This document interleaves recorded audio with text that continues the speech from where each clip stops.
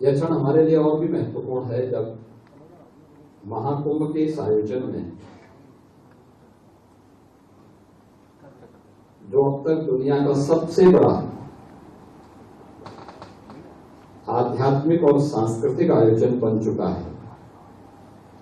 अब तक 53 करोड़ श्रद्धालु जन मां गंगा, मां यमुना और मां सरस्वती की त्रिवेणी में आस्था की पावन डुबकी लगा चुके हैं। अगले 9 दिनों तक यह उत्सव इसी रूप में चलने वाला है।